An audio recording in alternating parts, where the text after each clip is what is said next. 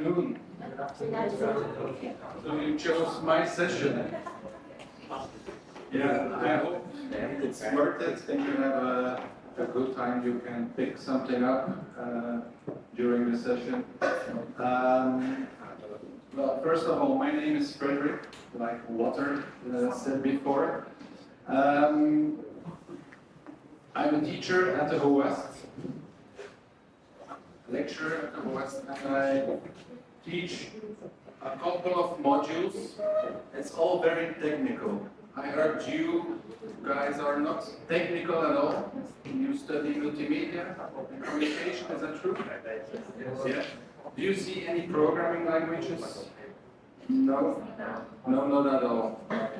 So what I do is actually more, we learn the technical skills that comes from data management to cloud services, backend development. It's all very technical, but also XR. So I also take part in the XR program. We have an XR developer program, and I will talk about that in a couple of minutes. Okay, where I live, you've seen a map from Belgium in the previous slideshow.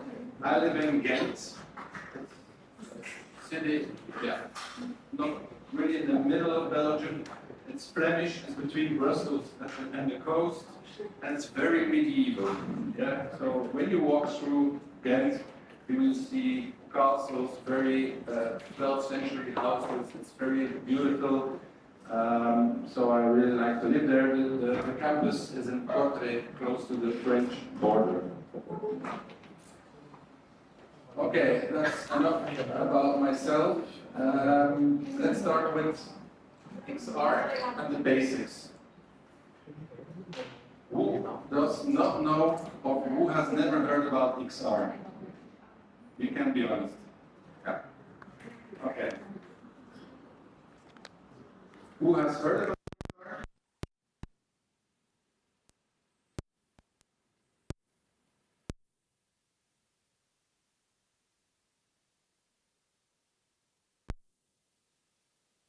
Okay, maybe I make it Cô nhật thầy đeo em mức vào được. Cô nhật thầy đeo em mức vào được. stands for? What's the X? What's the R?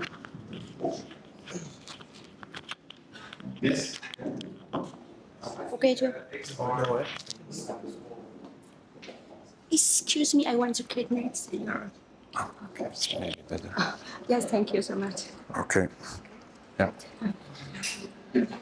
I think XR stands for extended reality. Correct. Yeah. And And it includes maybe virtual reality and exactly. augmented reality. Yeah. That's completely correct. It's actually an umbrella term covering VR, virtual reality, mixed reality, MR, and augmented reality, which means, which is AR. Okay, what do you have in virtual reality? Well, it's quite simple. You're in a fully immersive digital environment, which means you will wear a glass, a VR glass, and you're kind of stuck in this world, this digital world. Besides the mixed reality, it's a combination. It's digital content blended with the real world. So that means you can put digital objects in the real world and you can anchor them.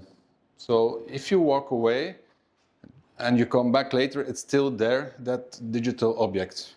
Of course, you need glasses for this. You need a glass where you can look through. Yeah. And AR, well, it's a digital overlay on the real world. You will mostly use your phone for that. Yeah. And I will immediately talk about some scenarios, some use case scenarios, and the first one is this one. Does anyone recognize this image? Who does not recognize this image? You're doubting? No? Well, what is it? Pokemon, of course. And Pokemon Go is one of the biggest AR successes ever. Yeah, maybe you've tried it by yourself, but you could, or you can hold up your phone in the field outside and you can see Pokemon in the real world. This is actually AR. Yeah, it's basically AR. You use your phone to see a digital object, and in this case, it's a Pokemon. Very popular still. Does anyone knows this? Well, I will tell you it's a game. Yeah, it's Beat Saber. It's it's a VR game. So that means you need the VR glass to play that game. You put the VR glass on, and then you get 2 Beat Sabers, and then based on some music, you will play a fun game. Yeah, you will slice some blocks, etc. Who has played it before? You? Yeah, someone else? No? I will show you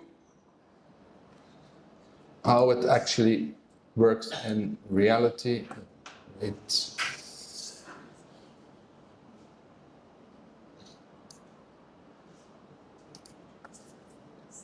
oops.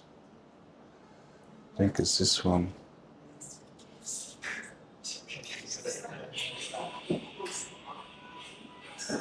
Yeah, so you always pick a song and then the blocks come on the pace of the beats in the song, and then you need to slice them. Very, very popular. It's lots of fun. It's also very active, so you start moving around. Okay.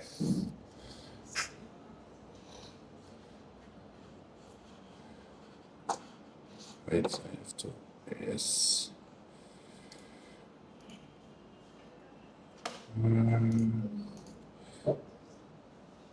Yeah, that was the Gangnam Style. Who does know this one? It's a game, I can tell you. Very popular. I don't know if you know this one. I'm not a gamer, so, but who knows? Half-Life? It's Half-Life. Yeah. It's the Alex. Alex, yeah. It's also a very big VR game. And it's actually one of the best VR experiences ever made. So if you have a VR glass, and you want to try out VR games, you should start with this one. It's a first shooter game, but it's very mature in terms of VR experience.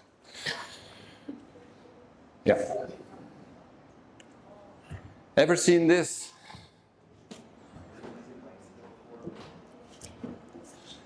So VR is also used, it's not only gaming or games, it's also used in theme parks.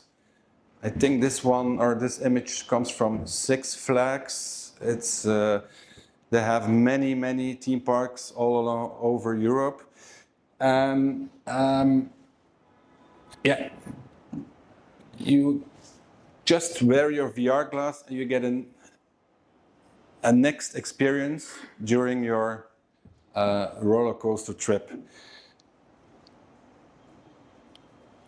You can do it in a real theme park, like the previous slide, but you also have a lot of games or apps where you can have that immersive experience. For example, this one is really cool, Epic Roller Coaster. You're just sitting in your couch and you can have that roller coaster experience. And Richie's Plank experience. This one is also very popular. I think I have a video.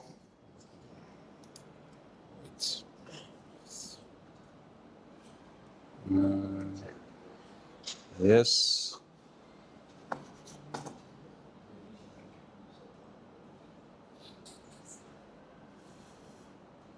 Oh yeah, this is a theme park where they use, or where you can use a VR glass. Yeah, and then the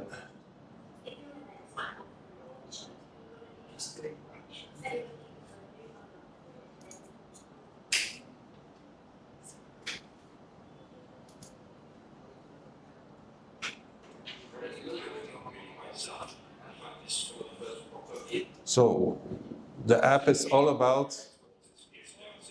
We'll start from the beginning. Yeah, you take the elevator.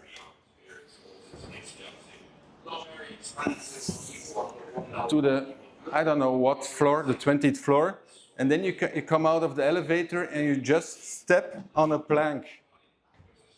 Underneath you there's nothing. And you need to keep balance because, yeah, otherwise you fall down. Yeah, look. So you take the elevator.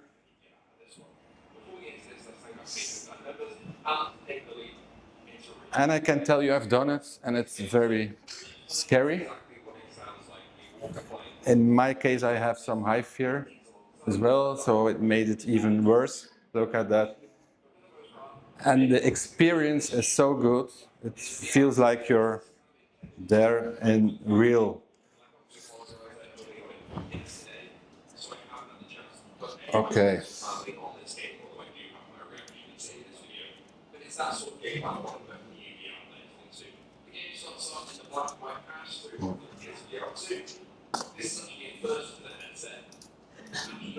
Okay.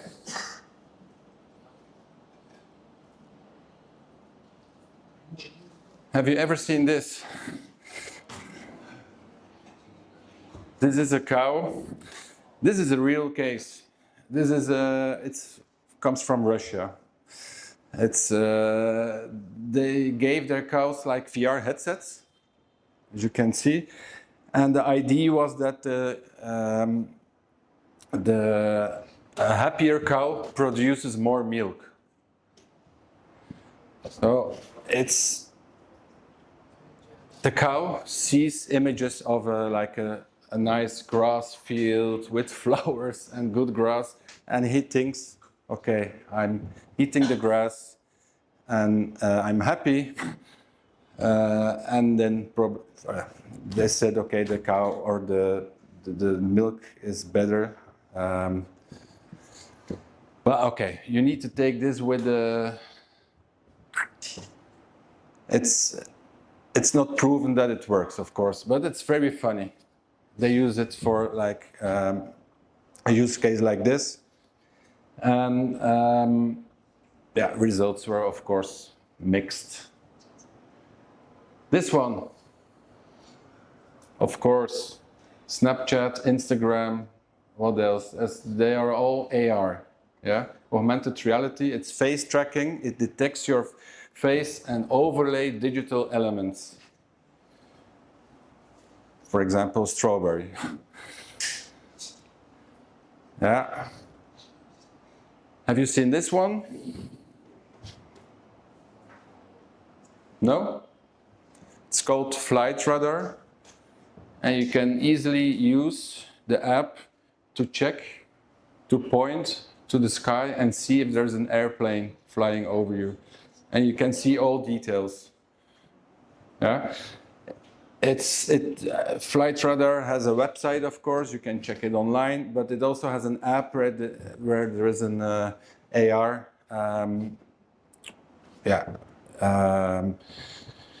AR modus included.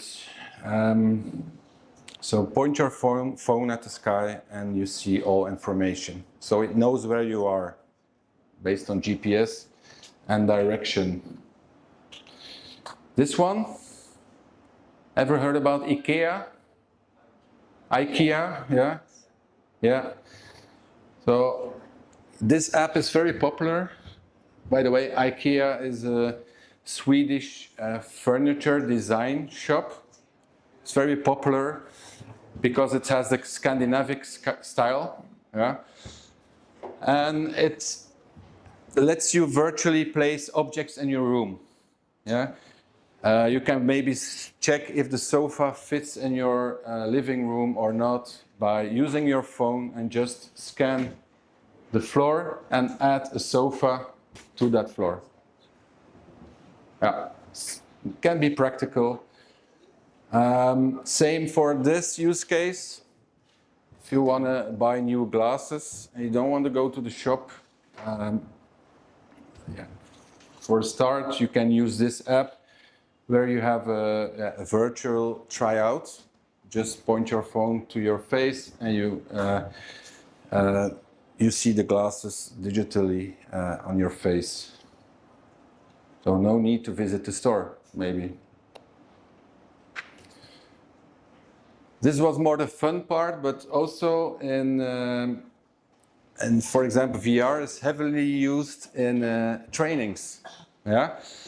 So if imagine you are a crane operator, yeah, and you need to get some training. Well, if you do it in real life and you're new, and then you climb up the crane and you try out, it can go wrong. But in a VR experience, you can practice a lot. You can make thoughts without any real danger. Yeah. So, for example, a lot of companies in Belgium, Europe, they use VR to train their people. For example, also fireman, yeah, he needs to handle very good in some situations, so they let them train in a VR experience. So there's no real fire, but at least he has that immersive experience.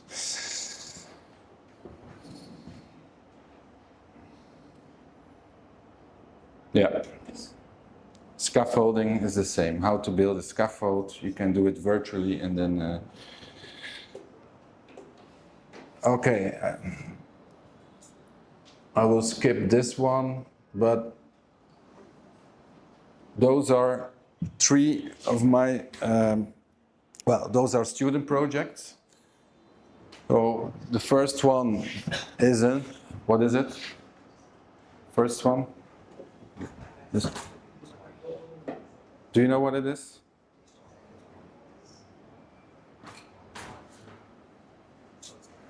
It's a Jenga tower. Yeah. So, he built an AR Jenga game. Yeah. You just scan the QR code, a Jenga tower appears, and then by touching the screen, you can pull away one of the blocks. And depending on gravity and which block you put away, it will fall or not. Yeah. Next one is an AR menu. In this case, for a burger chain. It's a pity we didn't have the Vietnamese food used for this. But yeah, you just scan a QR code or you pick an item in the menu and you want to see it. How big is it? How will it fit on my plate? Just scan the QR and it's there. Third one is the watch. So if you want to try a watch, you add a QR code or a code here and you scan that code and you can virtually try this watch on your wrist. Well, those were kind of small projects.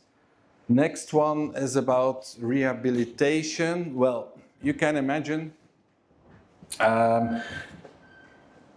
if you have a visual neglect, maybe after a stroke, I don't know, you can have difficulties by noticing certain objects.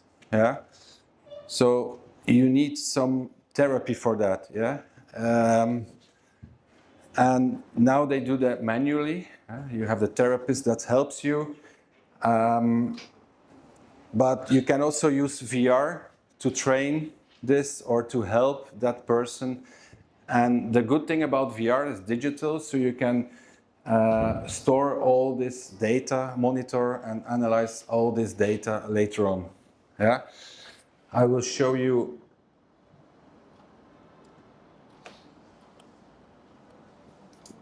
a demo. Let's see, is it this one? Yeah.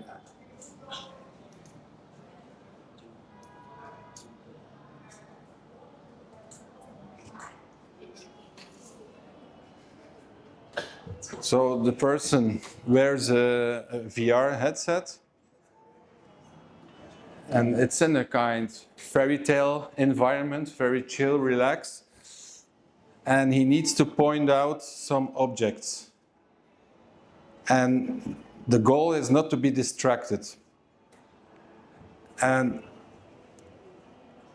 so he's doing this exercise, and the app monitors every movement of the eye, every waiting seconds, everything actually is monitored. So the therapist can do a lot with this information and can, based on that info, do other exercises or help that person much better. Yeah. This is also a student project. Yeah.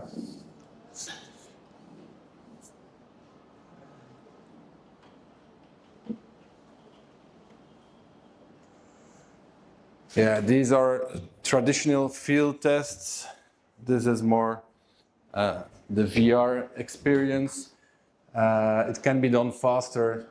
Yeah. So for healthcare, there is a lot of potential in XR. Okay, that's me sitting in a, I don't know how to explain, in a seating duck, like a prototype, car prototype. It has a steer, at least, and some chairs. But what does it do, this thing? Well, I will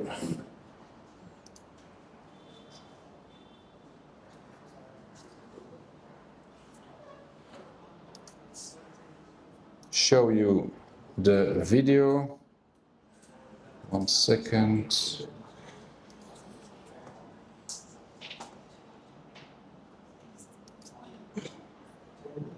Yes.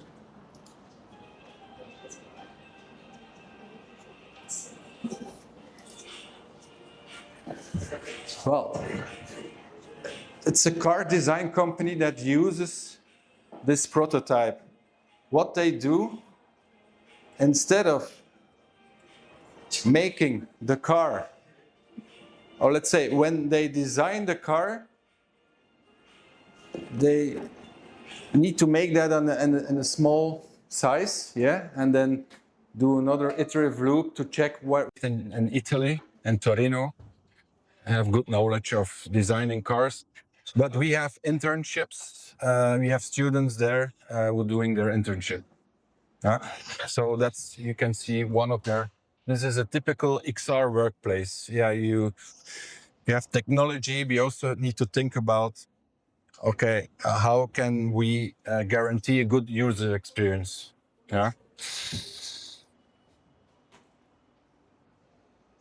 Okay, that's actually it's where VR is used. Yeah. Like I said, education, gaming, healthcare, and training. So think about virtual classrooms, skill-based training. You remember the scaffolding. So the focus should be up. Okay, should be very comfortable. Yeah.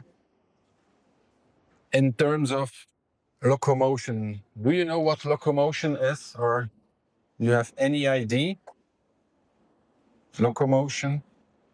It's moving. Yeah. Can you imagine you're wearing a VR glass and you're moving in the VR, so in the digital environment, but you're sitting on your chair at the same time? You can be very motion sick. Yeah. So in terms of locomotion, these scenarios, if you think about education, It should be very comfortable. Yeah.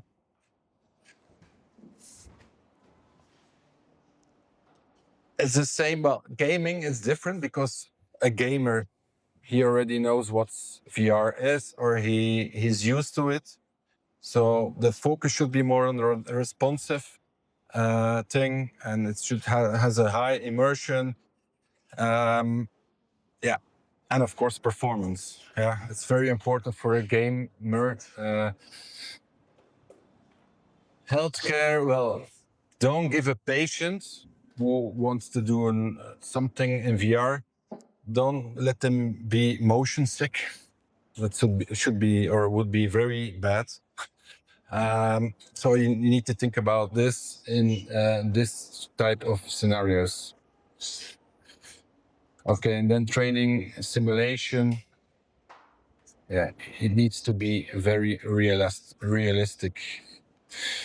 Well, talking about hardware, well, I will maybe skip those slides. Or, well, the only thing you need to know is it's not something new. Yeah, it's already exists in 1960. It's 80 years ago. But of course, it was an early experiment. First glass was invented then, and it was a commercial flop. You know, it was too expensive. No one could wear this. But in 2012, it got to start to change because Oculus is got bought by Meta. So Oculus doesn't exist anymore, but Oculus was one of the first vendors of glasses and became kind of popular. The hardware was pretty good. The resolution and so was quite good for that time. Of course, a VR glass. If I would have known, I could have bring one by myself, but still in Belgium. I don't know. I will show you a picture. Yeah, this is a VR glass. Yeah, you can imagine back in the early days, if it weighs a lot, then it's not that comfortable to wear on your head. Now it's getting better and better. And the other thing is, like the first glasses, 2012, like the Oculus one, was you needed to wear or needed to use a PC. Yeah, it was wired with a PC, so you could not walk in your room with the VR glass because you're wired with the PC.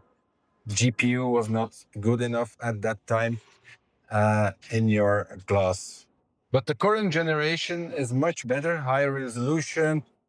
You have pass-through. Pass-through means if you look, you have there are cameras in that glass, and in your VR, when you wear the VR headset, you can actually see the real environment because of that cameras. Yeah, so you can do the pass-through. You can look through the VR glass and see reality. The latest VR glasses also have eye tracking, so they can follow your eyeball, and see where you're looking at, and also have hand tracking. Huh? Okay.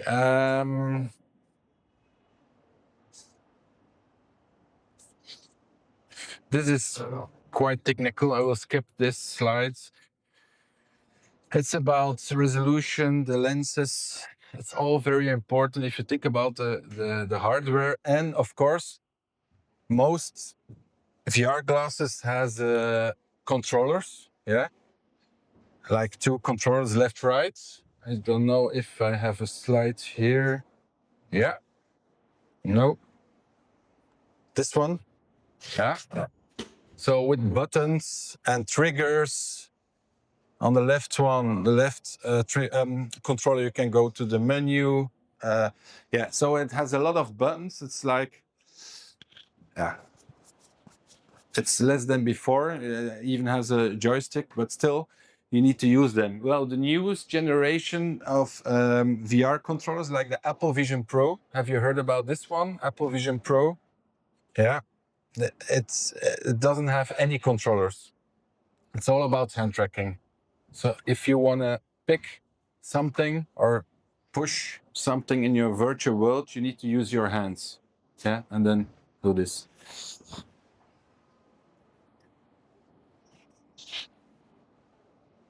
Okay.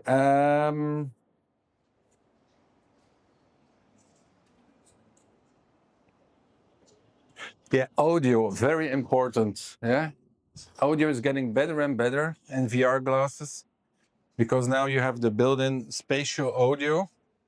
So you have the feeling it comes from a certain direction. And like I said, mixed reality pass-through cameras, they show the real world. Yeah? So that gives you a good mix between reality and virtual.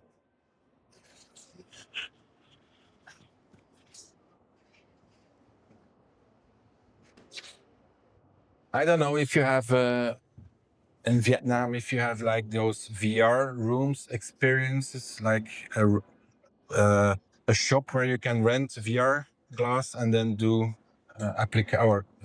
do games together. Do you have them? Yeah. So yeah, they like, for example, the pass through can be interesting when you're together in a room, that you don't bump into each other. Yeah. Okay. About technology, well, what we use at Howest is the MetaQuest. So it's Facebook who owns the glasses. The last one is the MetaQuest Pro. I think it came out 2 years ago already, and they don't have any plans to build new ones. So you can ask yourself the question, what direction will XR go in terms of glasses? They all put effort and money into AI at the moment. That's how it is right now. But a couple of years ago, the owner of Meta, Mark Zuckerberg, he invested a lot of money into XR, and then he invented the metaverse. I don't know if you heard about that. It's like a world where you are in VR, AR, you communicate with each other, but it didn't work out so far. Who's waiting on a virtual world? No one, I think. A full virtual world. I think it needs to be a combination. For games, it's fun. For training, it's fun. But yeah. So I don't know what's going to happen about the glasses. Let's see. But the MetaQuest Pro is the latest one. It has face tracking, eye tracking. And it's quite good, but also quite expensive. We're talking about 1,500 euro, something, well, 1,000 euro, which means,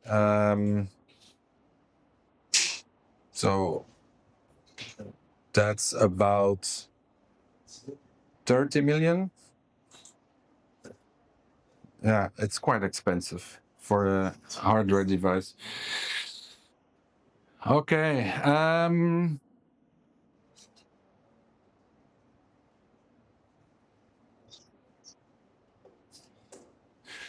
I will skip those slides. Well, maybe important. You're in a multimedia and communication program. Maybe we'll deal with XR experiences. Never know. But the XR software ecosystem, it's maybe interesting to know. How can you build those applications? That's very interesting to know, because you cannot use any software package. First of all, you need a game engine. Yeah. And this is actually the core tool to build XR or AR, VR, everything underneath it. So game engine. Who has heard about Unity? Unity software, yeah. Unity is one. The other one is Unreal.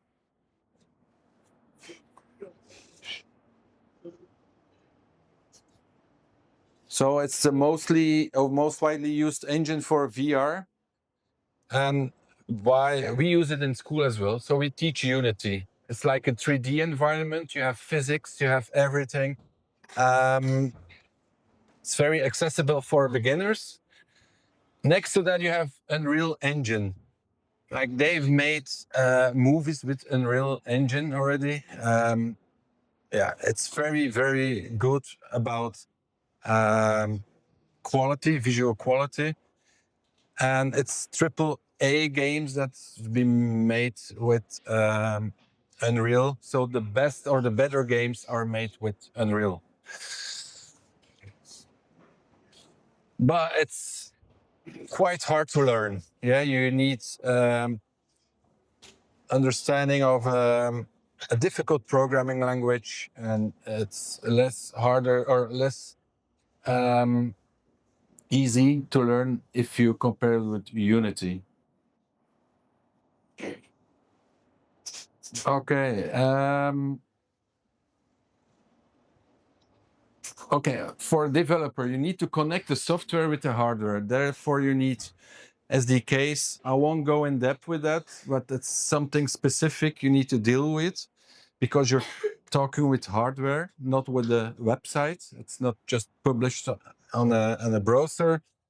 So it's very complicated. And of course, you need to think about the design, yeah? You need 3D assets, that's the 3D world. You need 3D assets, you need to prototype, you need to test it out, and that can be quite difficult as well. But those are the standards, I will skip those. Interaction as well. This is locomotion, motion sickness, well, what can be very interesting if you think in terms of XR, making an XR application is prototyping. And you have several low-code tools.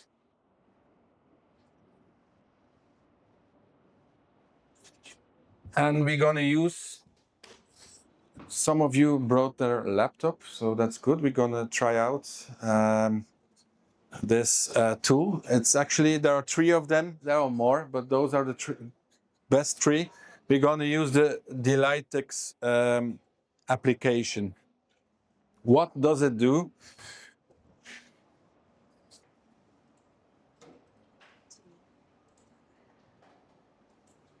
It's browser based. We can make a 3D world.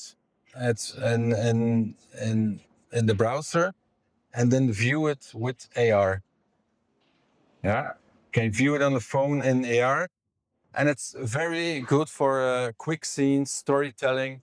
Yeah, and you can have some interactivity. I will show you, and then you can try it by yourself. You can even do it with the mobile phone, but it's now if I push the ball and it hits the Eiffel Tower should collapse. Okay, let's try this. I'm gonna make the ball a little bit bigger. How can I do this? Transform. I set the scale to 3. Yeah. Next to I have the Eiffel Tower. First of all, it should also have physics property. Yeah. So when it gets hit, it should or move or should fall down. Gravity has to do his work. The mass is 5 kilograms, which is okay. Friction, I leave it default. Okay. What I want to tell you, this is actually similar to building an AR experience. You need 3D assets. That's the first thing you need to do or need to add to your application. So we have the world, which is empty, and you need to add objects. Yeah. If you want to make movements, imagine you want to push the ball to the Eiffel Tower. How will you do that? You need to program. Yeah, you need to program this trigger. You need to program the push. You need to program when it hits, when it collides the Eiffel Tower should fall down. So there are a lot of action involved in this only separate action, pushing the ball to the Eiffel Tower. Okay, let's try this. This is low-code programming, so we won't write any letter of code. But imagine you need to think about you as a student, you come in work field and you work in a company where they do XR experiences. So it's about 3D. You need to think about, okay, how will I expose my ID to my developers, to my clients? Maybe you can use such a tool to show it to them. Okay, I want to push the ball. What can I do? Well, first of all, I have to say to that ball, use it in CoBlocks, which is the programming language. Do the same for the Eiffel Tower. And then I use the CoBlocks, which is nothing more than just building blocks. Yeah, building blocks to do something, to act with your 3D assets. Okay, let's search for click.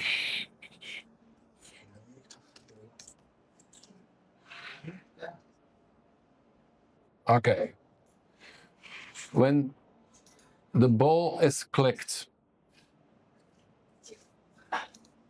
yeah, this is an action. So when I click on the ball, something should happen. Yeah, so this is an event when something is clicked, when the ball in this case is clicked. I'm gonna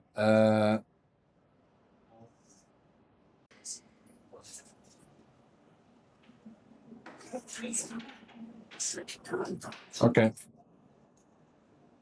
I want to push the ball. It's backwards with the velocity of, let's try. Bam. So again, I clicked and then I say, okay, push the ball away with the velocity of something, in my case 400. And that's how you can build your own application, by using the 3D assets and then putting or giving actions to that assets. This application you can also see in AR modus. You can just scan the ground floor, the plane. This is just a plane, and you can put your application over there. You can play it with using the phone. Then you can use the phone to push the ball. So what I would suggest, if you have time and if you want to do it, go to that website. I will maybe use a QR code, show the QR code.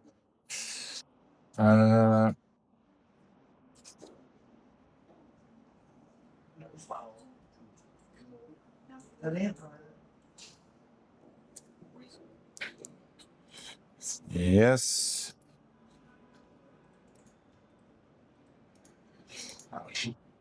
Do I have a QR code?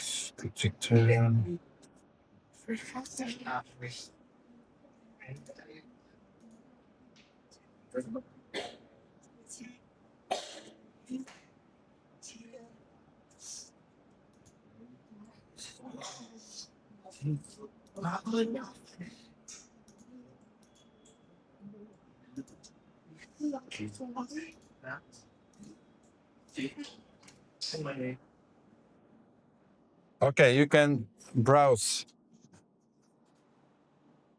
to that website or look for the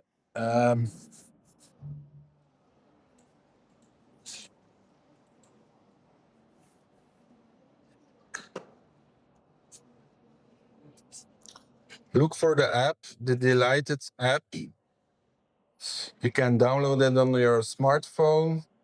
This one.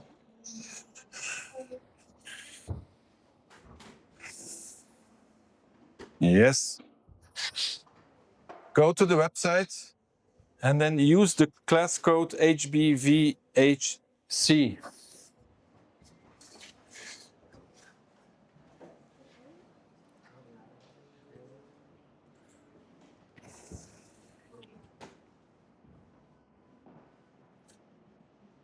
I don't have a QR code. It's probably, I can find it somewhere, but if you just Google, you can go to that. Yeah, and then you can click this one. Indeed, you can start a new assignment, I think. Don't you have one? Playground, yeah, create project. Yeah, and from there on you can choose. I always start with a plain, with a default empty project.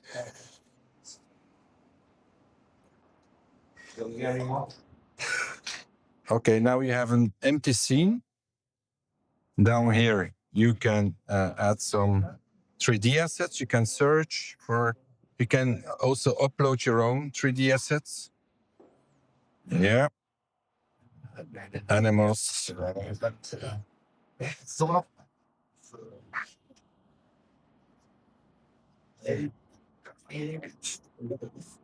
So, for example, you add a wall over there and you program the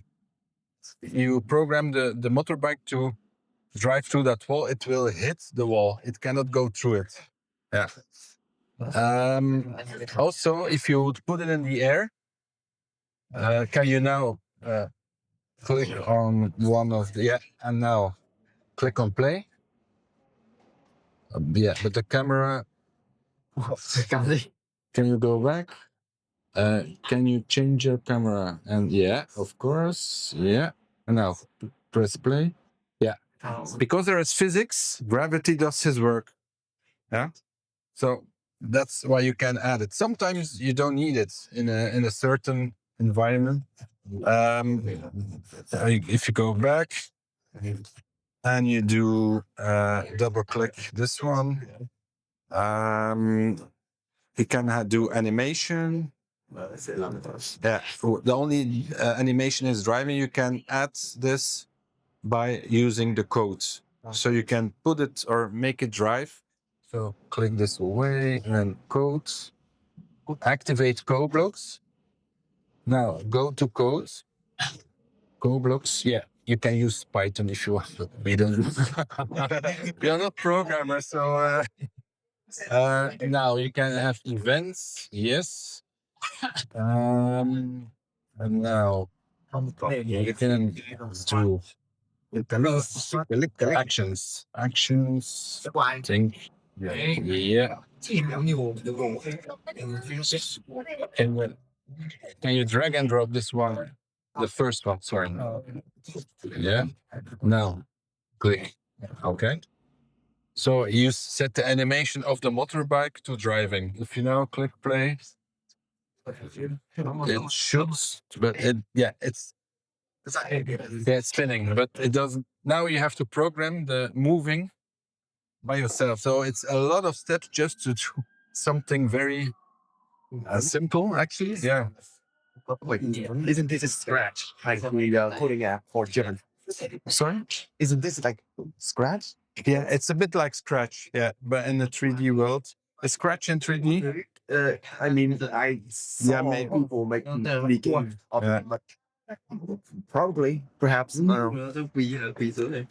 Well, but wait, can we load our 3D models? yeah, you can. 3D models. Yeah. This is a trial.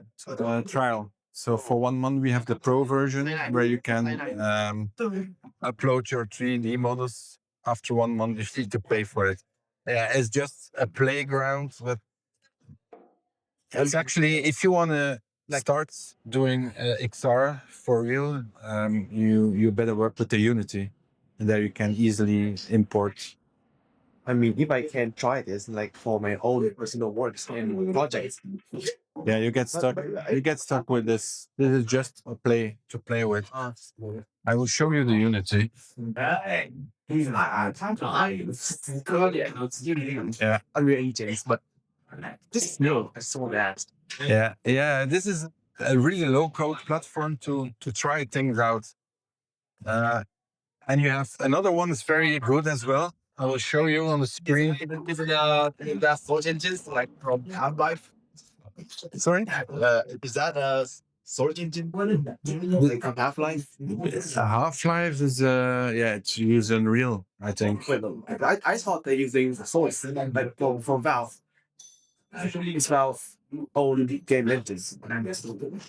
Maybe it has a game engine. It can be. I don't know. Actually, I'm not a game, but can be. But for example, Really into games. you're into games. Yeah. I mean, if you can show me something, it's interesting. This one is also very good. Being busy. Yeah.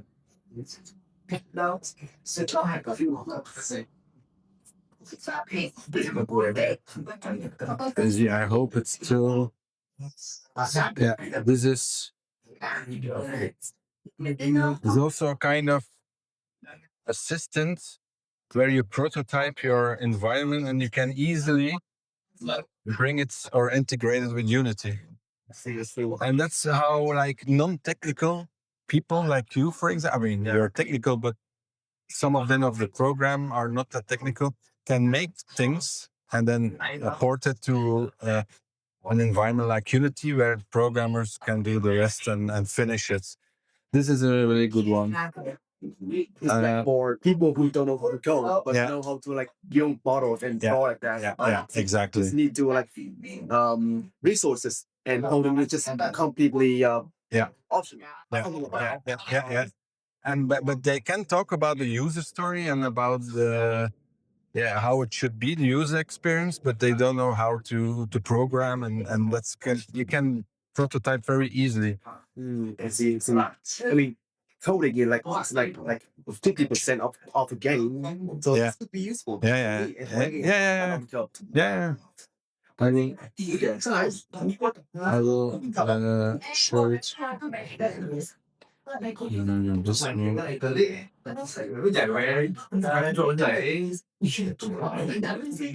Is that all? Yeah, wait, I wanted to show you. Yeah. So, and then we are. So, for those who have more interest in building prototypes for games or applications, you also can use, but because this is very child friendly, this tool. But you have like Busy as another one, and you can really prototype your application, debug. It even have, I think, an AI assistant. Yeah, that's here. And then you can port it to a real game engine like Unity or Unreal. Yeah, because you need to know very much technical knowledge about Unity. Or you need to know this knowledge before you start Unity or Unreal. This is more lightweight. So I hope you had a good introduction about XR for those who didn't know anything about XR. So like I said, it's used in lots of fields. Yeah. Education, gaming, entertainment, therapy, whatever you can think about it. The hardware becomes cheaper and better than back in the days. So maybe in your future we'll deal with it and you make an application or you're involved with a XR application. So yeah, thank you for the attention. And if you have any questions, you can ask me after this class here. Okay, thank you.